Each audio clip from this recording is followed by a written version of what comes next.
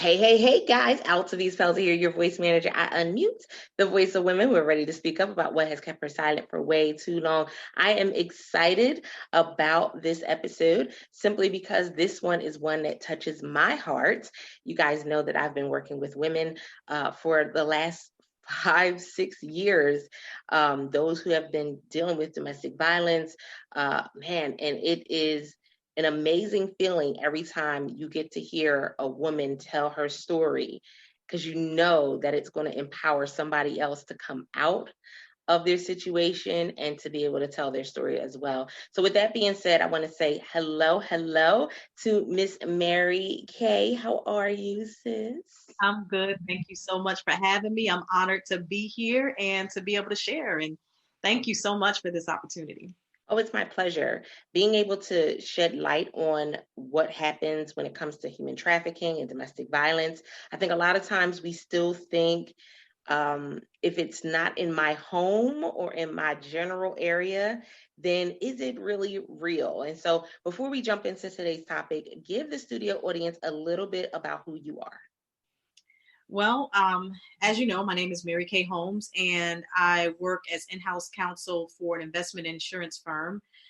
So that's what I do by profession. But my passion is really just changing lives and helping people through the sharing of my story and being transparent. And I do that through a variety of platforms. So I have my podcast, Outlive the Labels, and I also have books that I've written. I'm a 6-time author, actually a 7-time author. I've been saying 6-time author for a while now, but I actually released a journal to accompany my latest book, Outlive the Labels, which is an anthology project.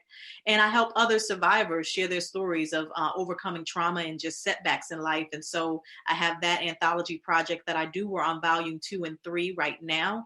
And I also am a magazine publisher. So I have a magazine that's nationally distributed, Style and Grace. And I also do a lot of speaking. I'm a motivational speaker, an inspirational speaker. I speak from the heart concerning issues that concern women from across this globe, issues such as being a survivor, myself being a survivor of human trafficking, being a survivor of domestic violence, being formerly incarcerated, someone who has survived depression and suicide attempts, and also someone who survived things like homelessness and child molestation. So I have been very familiar with trauma, but I'm also very familiar with the bounce back. I'm very familiar with how to overcome and not just survive, but thrive. So that's who I am. So as a backdrop, yes, I practice law, but I'm also all these other things, and I absolutely love it. I love that. When we think about outliving the labels and outliving, listen, our past sometimes, for you, what has been the most influential piece when it comes to being able to tell that story? Like, has there been a moment where you can look back and say, man, that impact that it had on this person or in this scenario, it changed me forever? So, I mean, looking back, the different things that I've gone through, I just to pick one scenario out of all of those things that I've experienced. I know that getting out of the human trafficking and the domestic abuse that I experienced for 7 years, I know that it made an impact on my mom. She passed away in 2007. However, she was able to see me escape from that. And at that time, I didn't have any degree. I didn't finish my college education yet. I had graduated from high school, but I had gotten pregnant and have 2 children by that point. And she got to see me escape from that. So even though she never got to see me walk across any stage, as I later in my later years graduated and accomplished great things, she never got to see a lot of the things that I've been able to do, but she got to see me escape from that. And so for that, I'm just so grateful that she witnessed that. And I know it made an impact on her. I remember the day that I stood up to him and I had not only snuck away and was able to escape, and there's a whole backstory in and of itself with that. But when I was able to get out, I was sending slowly all of my things to my mother's house. And one day when I was there and he called, she got to see me just be vocal and having my own voice. And I remember seeing her in the background. She was cheering like she was in the stands, like she was on the sidelines watching some game. She was just like, yes, because she finally saw me not just escape from it, but the mental control that had been over me even after I left. She saw the mental control start to break, and she saw that shift in my life. So that's one of the main things that I could think about when I think about how what I survived impacted someone in my life. And what was one of the key ingredients for that mindset? Because when women go through domestic violence, when they go through human trafficking and some of these other things, what people don't realize is that there's a heavy mental piece that women endure. And you said it goes even after we come out of the situation. So for you, what was that thing that kind of triggered the switch? It was really my relationship with God. I had when I was in the human trafficking, when I was under control of this man who, I met at 15 years old, and he was 36, 21 years older than I was. He had brainwashed me and manipulated me so much. And there was also this abuse that prevented me from ever exercising my religion. So I was raised Christian. I was raised in the church, but I was forbidden to pray in the house. I was forbidden to pray with my children. I was forbidden to go to church. And so for years, while I was under his control, I wasn't able to develop that personal relationship with God for myself, even though I had grew up in the church. So when I escaped, part of me breaking free mentally was literally, I asked God, please, I need you to take away this mental bondage, this control that this person had over me, because I was so filled with anxiety and fear. I was filled with so much stress. I was afraid to be around people. I would clench my teeth. I would sweat profusely. I would, tremble. I would get so nervous around people. If people got too close to me, I would flinch. And there were so many different things that I was experiencing on a physical level, and I wanted to be free from that. And so not only was I felt like my voice had been taken away from me, where I was afraid to speak up for myself and afraid to, be vocal and be assertive and be bold and confident. I was going through all of these this physical trauma as well. So one day I asked the Lord, I said, I need you to take this away from me. I'm tired of feeling like this. I'm tired of still being under this person's control. The weight of what happened to me, it's still here, even though it's over. And literally one day, it was Mother's Day, 2008. It was Mother's Day. And my pastor at the time, he had preached a message called Diamond Tears. And during that message, I just began to break down. And to this day, when I look at my journal, when I was writing those notes, you can still see the tears on the page where I was writing. And I just cried out to God. I said, please take this away from me. I'm tired of feeling like this. And that day I got healed, and I was set free from those feelings. And there was literally this sudden shift. And from that day forward, I became more and more bold, more and more vocal. I became more and more outspoken, and I haven't been the same since.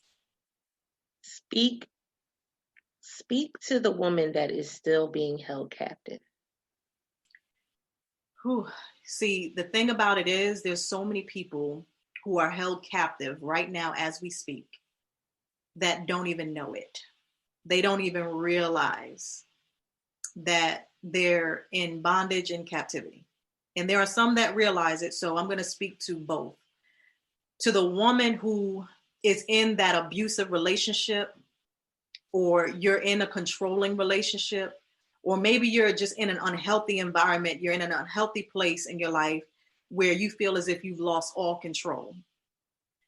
My advice to you and my words of wisdom, just from coming out of that, surviving it, and being able to thrive and see success after that, every negative experience has an expiration date.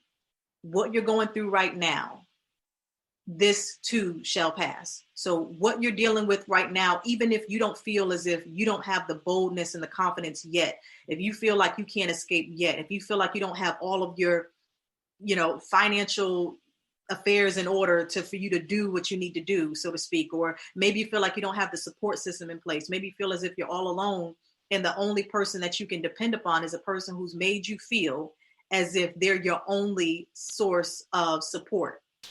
They're not. It's manipulation, it's control, and you absolutely have control over your life. You have the ability to escape. You can take charge of your destiny. And when that time comes, when you make up your mind that that time is right and you get out, just recognize that it's going to be a process of healing. But at the same time, your destiny is in your hands.